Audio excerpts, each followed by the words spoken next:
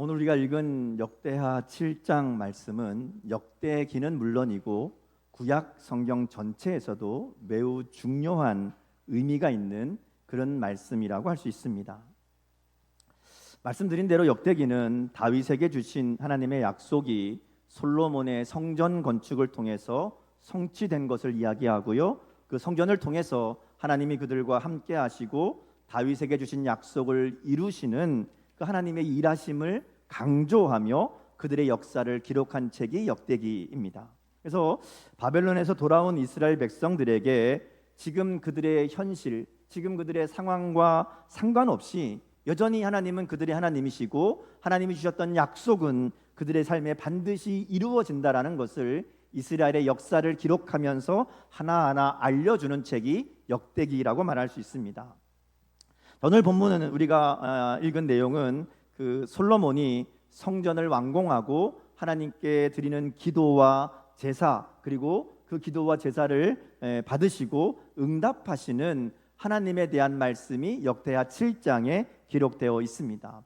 이 역대기는 이 사건을 매우 자세하게 기록하면서 포로에서 돌아온 그들도 새롭게 지어진 성전에서 하나님께 제사하고 기도하고 하나님을 찾을 때에 솔로몬 때에 약속하신 그 하나님 말씀대로 그들의 기도를 들으시고 응답하실 것이라는 것을 깨닫게 하려는 그런 목적이 역대하 7장 기록에 있다라는 것을 우리가 생각해 볼 수 있습니다. 그래서 우리가 오늘 읽은 것은 11절부터 읽었지만 사실 앞부분의 내용이 쭉 연결됩니다. 1절에서 3절에 보면 솔로몬과 이스라엘 백성들이 성전을 완공하고 하나님의 성전 앞에서 기도하죠. 성전을 위해서 기도합니다. 하나님, 우리가 이 성전에서 기도할 때에 하나님 들으시고 우리를 만나 주시고 우리를 용서해 주시고 쭉 이렇게 기도하거든요. 자, 그리고 그 기도가 마친 다음에 하늘에서 불이 내려와서 그 제물을 사르고 하나님의 영광이 그 성전에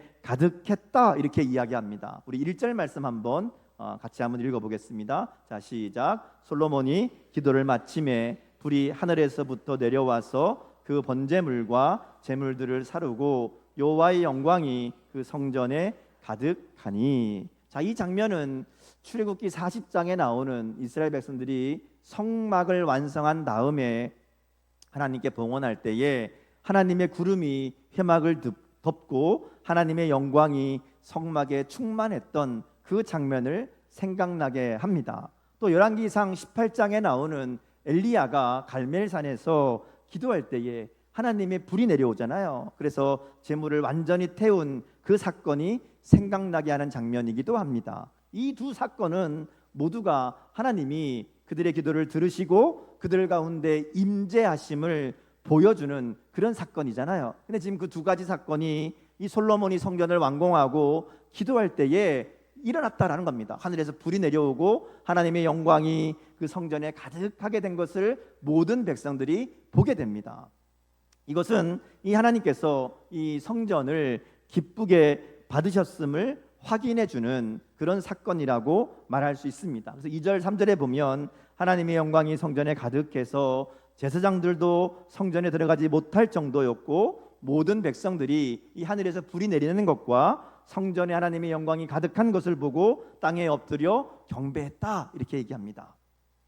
그리고 와서 모든 백성들이 한 마음이 되어서 엄청난 제물을 드리죠. 하나님께 엄청난 제물을 드리고 제사하고 또 이어서 절기를 지키는 것을 보게 됩니다. 하나님을 찬양하고 경배하고 이렇게 여러 날 동안 기뻐하며 예배하고, 그래서 백성들의 마음이 기뻐하고 즐거워했다, 이렇게 이제 성경이 기록하지요. 자, 그 다음 나오는 내용이 이제 오늘 우리가 읽은 본문 말씀입니다. 11절부터 이어지는 내용인데요. 여기 보면 성전과 왕궁을 다 건축한 다음에 솔로몬에게 하나님이 다시 찾아오셨다, 이렇게 이야기합니다. 자, 11절에 보면 이때가 솔로몬이 여호와의 전과 왕궁 건축을 마치고 솔로몬의 심중에 그가 이루고자 했던 것을 다 형통하게 이룬 때에 이렇게 말씀합니다. 우리가 내용을 보면 성전 봉헌식을 마치고 하나님께 예배할 때에 불이 내려오고 하나님의 영광이 임해서 모든 백성들이 그것을 보고 기뻐하고 즐거워한 그날 밤에 하나님 나타나셨다 이렇게 생각하기 쉬운데요, 본문을 자세히 보면 그런 내용이 아닙니다. 그 사이에는 시간이 있어요. 성전 봉헌식 바로 다음에 하나님이 이렇게 나타나서 말씀하신 게 아니고요, 사실은 13년이라는 시간 차이가 있습니다. 왜냐하면 솔로몬이 성전을 완공한 다음에 자기 왕궁을 짓거든요. 근데 왕궁을 지을 때 걸린 시간이 13년입니다. 성전은 7년 동안 지었고요, 왕궁은 13년 동안 지었습니다. 그러니까 지금 오늘 11절에 말씀하는 내용은 성전과 왕궁이 완공된 다음에 이렇게 나오거든요. 그러니까 지금 이 11절 말씀은 성전을 건축하고 봉헌할 그때가 아니고요, 왕궁까지 다 지은 다음에 13년의 시간이 지난 다음에 그때란 얘기예요. 10절과 11절 사이에는 13년의 시간 차이가 있다는 거죠. 근데 여기서 우리가 이제 말씀을 읽으면서 야, 솔로몬이 성전을 지을 때는 7년 동안 지었는데 자기 왕궁을 지을 때에는 13년이나 지었다더라. 성전보다 자기 왕궁을 더 크고 화려하게 신경 써서 지었나 보다, 뭐 이렇게 이야기할 수 있지만 사실 그 내용이 오늘 본문의 중요한 내용은 아닙니다. 오늘 본문에서 우리가 눈여겨봐야 될 부분은 11절 하반절 말씀입니다. 우리 11절 말씀을 같이 한번 다시 읽겠습니다. 자, 11절 시작. 솔로몬이 여호와의 전과 왕궁 건축을 마치고 솔로몬의 심중에 여호와의 전과 자기의 궁궐에 그가 이루고자 한 것을 다 형통하게 이루니라. 자기 뒷부분에 보면요, 그가 이루고자 한 것을 다 형통하게 이루니라 이렇게 말씀합니다. 솔로몬이 성전도 짓고 왕궁도 짓고 이 기간이 20년이잖아요. 그러니까 20년의 세월을 지내는 동안 솔로몬이 마음속에 품었던 것, 솔로몬이 계획했던 것이 다 형통하게 이루어졌다라는 얘기예요. 말하자면 솔로몬이 모든 것이 형통한 때 솔로몬의 최전성기라고 말할 수 있습니다. 하나님은 성전 건축을 통해서 솔로몬에게 복을 주셨죠. 이게 이어지는 8장, 9장에 보면 그 내용들이 나와요. 우리가 이제 말씀 묵상하면서 다 읽었던 내용들인데 거기 보면 솔로몬이 얼마나 많은 복을 받았는지, 얼마나 그 나라가 강성해졌는지를 쭉 이야기합니다. 근데 사실 역대기가 이런 이야기를 이렇게 길게 하는 이유는 솔로몬이 진짜 부자였다 뭐 이런 얘기를 하려는 게 아니라 이 솔로몬의 모든 부와 영광은 하나님이 주신 것이었다, 하나님의 은혜였다, 하나님의 주신 지혜로 말미암아 일어난 결과라는 것을 강조하기 위해서 이런 이야기들을 쭉 하고 있는 겁니다. 하나님의 약속대로 지어진 성전과 그곳에 약속대로 임재하신 하나님으로 인해서 이스라엘이 기뻐하며 그 마음이 즐거워하게 되었다, 형통하게 되었다 이렇게 이야기하는 겁니다. 자, 그리고 그때 모든 일들이 잘 되고 형통할 때 그때 솔로몬에게 하나님이 나타나셨다는 거예요. 같은 내용을 기록하고 있는 열왕기상 9장 말씀을 보면 이렇게 얘기합니다. 여호와께서 전에 기브온에서 나타나신 같이 다시 솔로몬에게 나타나셨다. 지난주에 말씀 나눈 것처럼 솔로몬이 왕이 되고 나서 가장 먼저 한 일이 기브온에서 1000마리의 번제를 드린 일이었잖아요. 그리고 하나님께서 그날 밤에 솔로몬에게 나타나시죠. 우리가 말씀드린 것처럼 솔로몬이 무엇을 구해야 되는지, 솔로몬이 무엇을 기도하고 하나님께 무엇을 구해야 되는지를 알게 하셨습니다. 다른 게 필요한 게 아니라 하나님의 말씀을 듣는 마음, 하나님의 말씀대로 순종하는 마음이 가장 중요하다. 그게 네가 왕이 되어서 해야 될 가장 첫 번째 기도다라고 알게 하신 거거든요. 그리고 이제 거의 20년의 시간이 지난 다음에 하나님이 그때처럼 나타나셨다 이렇게 얘기하는 겁니다. 이 얘기는 하나님께서 지금 솔로몬에게 매우 중요하게 하실 말씀이 있다라는 겁니다. 솔로몬의 인생에서 이 순간이 굉장히 중요한 순간입니다. 솔로몬의 인생에서 중요한 시기가 있죠. 처음 왕이 되었을 때에 어떻게 하면 이 나라를 이끌 수 있을까? 아버지 다윗이 했던 것처럼 이렇게 위대한 나라로 내가 어떻게 이끌 수 있을까? 두렵고 떨리는 마음으로 있었던 솔로몬에게 하나님이 찾아오셨잖아요. 근데 이번에는 그 인생에서 가장 전성기라고 할 수 있는, 모든 것이 뜻대로 다 이루어진 그때 하나님이 똑같이 다시 찾아오셨다라는 겁니다. 이거는 그때 솔로몬에게 주셔야 될 아주 중요한 말씀이 있었다라는 겁니다. 사실 역대기에는 그 내용이 나오지 않지만 열왕기 말씀을 읽어보면 이제 이후로 얼마 지나지 않아서 솔로몬의 마음이 여호와를 떠나게 되는 상황이 발생합니다. 이것을 보면 오늘 솔로몬을 찾아오신 하나님의 방문은 솔로몬을 향한 마지막 경고라고 말할 수 있습니다. 인생에 가장 잘 나가는 순간, 모든 것이 내 뜻대로 된다고 생각했던 그 순간, 모든 것이 형통하다고 여겨지던 그 순간에 하나님은 솔로몬에게 당부하고 싶은 말씀이 있었다는 거예요. 그게 오늘 말씀이라는 겁니다. 이것은 오늘 우리를 향해 말씀하시는 하나님의 말씀이기도 합니다. 솔로몬과 같이 실수를 반복하지 말고 믿음을 지키고 하나님만을 찾는 그러한 삶을 살아갈 것을 촉구하시는 하나님의 마음이라고 볼 수 있습니다. 자, 그럼 하나님께서 솔로몬에게 어떤 이야기를 하셨는지 그 내용을 좀 보겠습니다. 첫 번째 먼저 나오는 내용은 성전이 어떤 곳인가를 이야기합니다. 12절 말씀인데요, 우리 같이 한번 읽겠습니다. 12절 시작. 밤에 여호와께서 솔로몬에게 나타나사 그에게 이르시되 내가 이미 내 기도를 듣고 이곳을 택하여 내게 제사하는 성전을 삼았으니. 하나님은 이 성전을 하나님을 제사하는 곳으로 만드셨다, 삼으셨다, 이렇게 이야기합니다. 제사하는 곳이라는 말의 의미는 하나님 앞에서 죄 용서함을 받고 하나님을 만나는 장소라는 겁니다. 이스라엘 백성들이 제사를 통해서 뭘 했는가 하면요, 자신의 죄를 대신 제물을 통해서 이 바침으로 용서함을 받고 하나님을 만나는 자리가 성전이었다라는 겁니다. 그리고 이제 아주 중요한 약속을 들려주시죠. 이게 아까 말씀드린 것처럼 역대기 전체의 핵심 구절이라고 말할 수 있습니다. 우리 14절 말씀인데요, 같이 읽겠습니다. 14절 자 시작. 내 이름으로 일컫는 내 백성이 그들의 악한 길에서 떠나 스스로 낮추고 기도하여 내 얼굴을 찾으면 내가 하늘에서 듣고 그들의 죄를 사하고 그들의 땅을 고칠지라. 아멘. 하나님은 성전에서 하나님의 백성들이 기도하여 하나님을 찾을 때에 듣고 그들의 죄를 사하고 그들의 땅을 고치시겠다, 이렇게 약속해 주신 겁니다. 자, 그런데 여기에 보면 전제가 있습니다.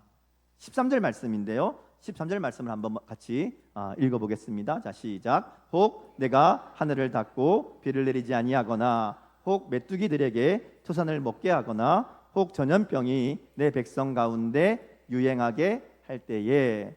자, 하나님이 언제 기도를 들어주신다고 말씀하셨는가 하면 이런 일이 있을 때에 너희가 기도하면, 이렇게 되는 거예요, 내용이. 그죠? 자, 근데 여기 나오는 이 가뭄이나 메뚜기나 전염병은 다 하나님의 심판을 상징합니다. 하나님이 얘기하시는 건 뭔가 하면 내가 심판하고 있을 때라도 너희가 이렇게 기도하면 내가 듣고 용서하고 회복시켜 주겠다, 이 약속인 거예요. 이 약속의 전제가 이스라엘의 범죄함입니다.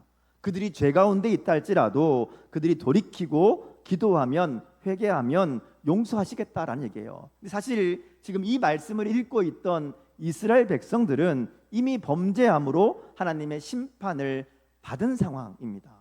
그렇죠? 우리가 아는 대로 나라가 망했고 이방에 잡혀가서 오랜 세월을 나그네로 살아야 됐습니다. 오늘 본문 뒷부분에 나온 것처럼 너희가 내 말을 버리고 내 율법을 따르지 않고 우상을 따라가면 내가 너희를 그 땅에서 뽑아버리고 성전을 무너뜨리겠다, 성전을 없애버리겠다. 그래서 보는 사람마다 아니 어떻게 이 예루살렘과 성전이 이렇게 되었는가 얘기할 정도로 내가 그 땅을 황폐하게 만들어버리겠다, 그렇게 말씀하셨거든요. 그 말씀이 어떻게 됐어요? 이미 이루어졌어요. 그들이 그것을 경험했단 말이죠. 그들은 이미 심판받았고 그들은 나라가 망했고 오랜 세월 나그네로 흩어져 살 수밖에 없었던 그런 상황이었단 겁니다. 근데 하나님이 얘기하시는 거예요. 그래도 그럴 때라도 너희가 돌이켜서 하나님을 찾으면 내가 용서하겠다, 이렇게 말씀하신 거예요. 이건 지금 역대기 말씀을 읽고 있는 이스라엘 백성들에게 자신들을 향한 말씀으로 들려졌을 겁니다. 솔로몬 시대에 하나님이 주신 말씀이지만 그게 지금 자기들의 이야기거든요.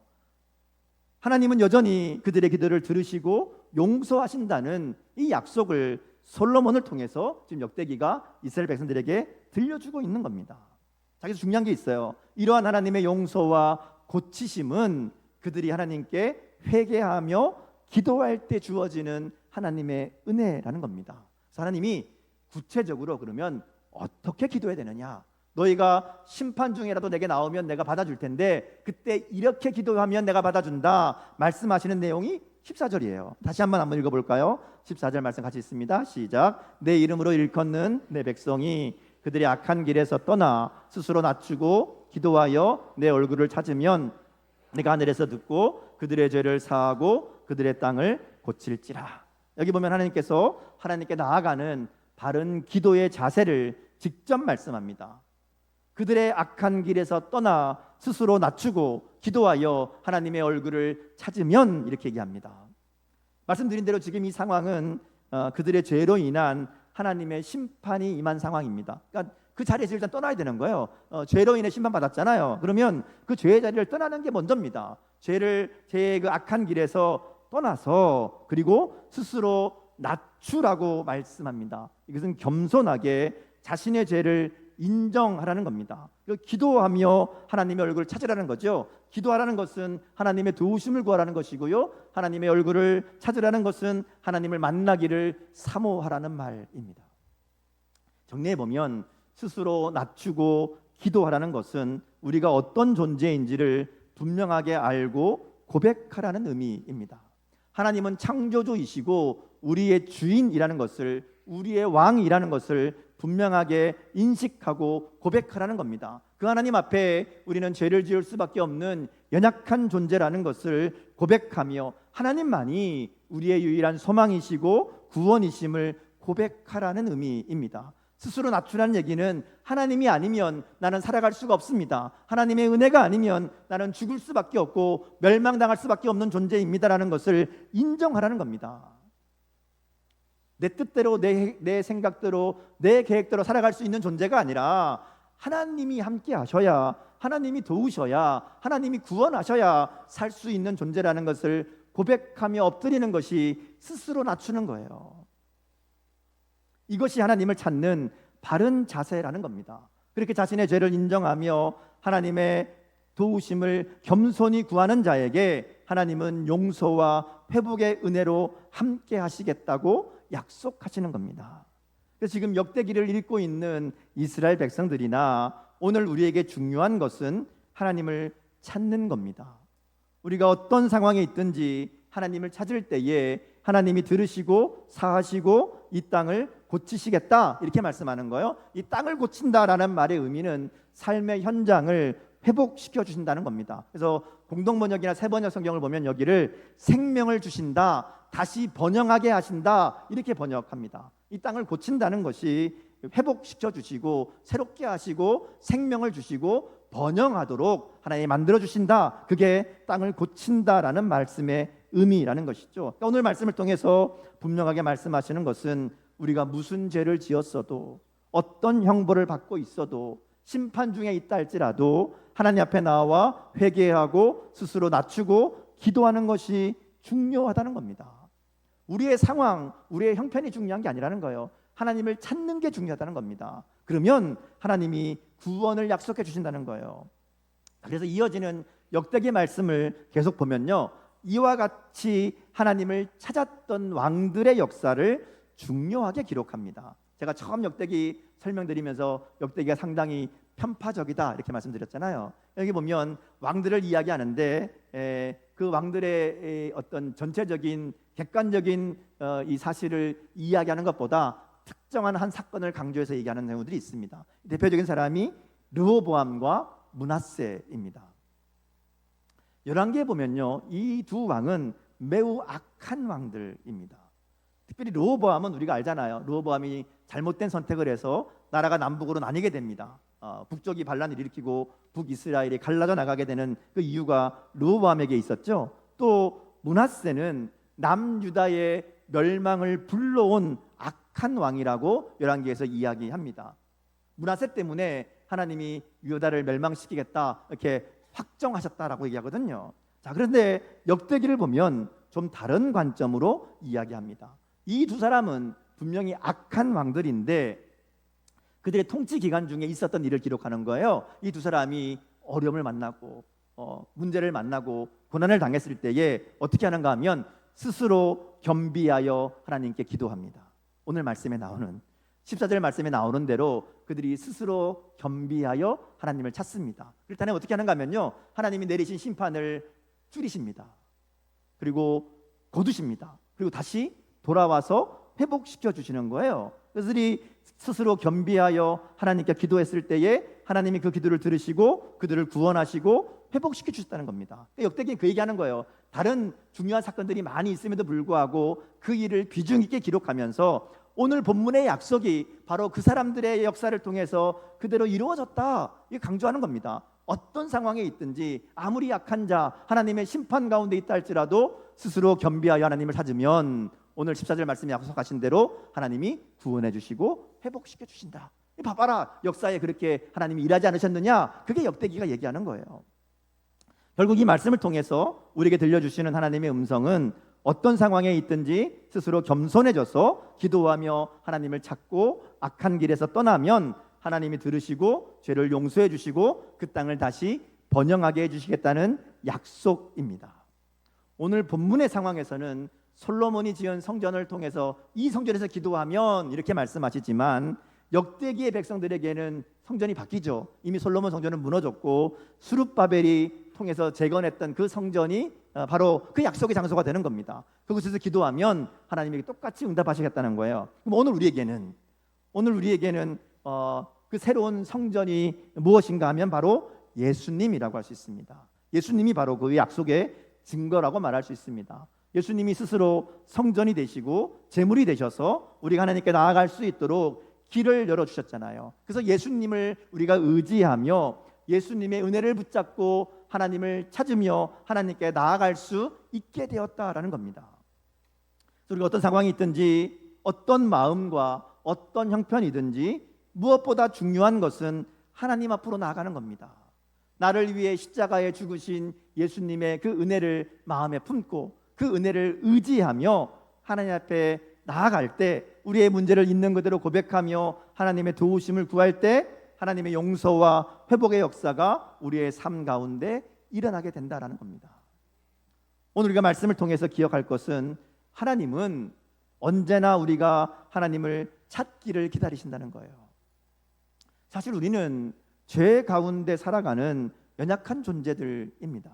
우리 힘으로 죄를 이길 수 있는 능력이 없습니다. 그래서 우리의 죄로 말미암아 삶이 완전히 부서지고 망가졌다 할지라도 우리의 약함을 고백하며 하나님을 하나님으로 인정하며 하나님의 도우심을 구할 때 하나님 우리의 기도를 들으시고 우리를 용서하시고 우리의 삶을 회복시켜 주신다라고 말씀하는 겁니다.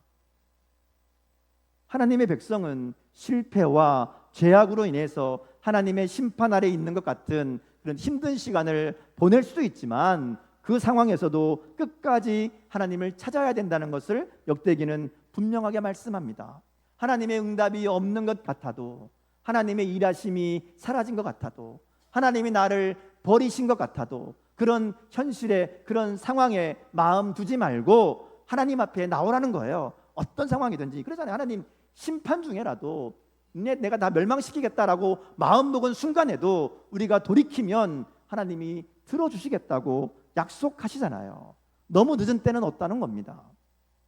하나님께 나아가지 못할 만큼 큰 죄와 문제는 없습니다. 하나님은 하나님이 심판하는 중에라도 그들의 기도를 들으시고 용서하시고 고치겠다고 약속하셨기 때문에 그렇습니다. 중요한 것은 겸손한 회개와 간절한 기도로 하나님을 찾는 겁니다. 하나님의 은혜를 구하는 겁니다. 우리의 눈에 하나님의 약속이 사라진 것 같이 보인다 할지라도, 하나님의 일하시는 손이 우리를 떠난 것처럼 느껴진다 할지라도 그때에도 하나님의 은혜를 구하고 찾으라는 거예요. 그러면 하나님이 들으시고 응답하신다는 겁니다. 솔로몬 시대에는 그 성전을 통해서 하나님의 기도를 들으시겠다고 약속하셨지만 오늘 우리는 예수님의 은혜를 의지하여 하나님께 나아가면 됩니다. 예수님의 십자가 은혜가 우리를 하나님께 담대히 나아갈 수 있도록 그 길을 열어주셨기 때문에 그렇습니다. 저와 여러분의 삶이 언제 어디서나 어떤 상황에서나 하나님을 찾고 하나님을 구하는 기도의 삶이 될 수 있기를 주님의 이름으로 축복합니다. 하나님은 우리가 하나님을 찾는 자로 살기 원하십니다. 하나님을 찾을 때에 우리에게 소망이 있습니다. 하나님의 은혜가 우리를 살리시고 회복시켜 주실 줄 믿습니다. 우리가 일생을 살아가며 그 어떤 문제와 어려움 가운데도 어떤 고난을 만난다 할지라도 설사 하나님의 심판 가운데 있고 하나님이 보이지 않고 하나님의 일하심이 멀어진 것처럼 여겨진 그런 때라 할지라도 오늘 말씀을 기억하며 겸손한 회개와 순종의 결단으로 하나님 앞에 나아갈 때 하나님이 들으시고 우리의 삶 가운데 역사하실 줄 믿습니다. 날마다 하나님이 들으시고 용서하시고 고치시는 이 복된 은혜 가운데 살아가는 저와 여러분 될 수 있기를 주님의 이름으로 축복합니다. 기도하겠습니다.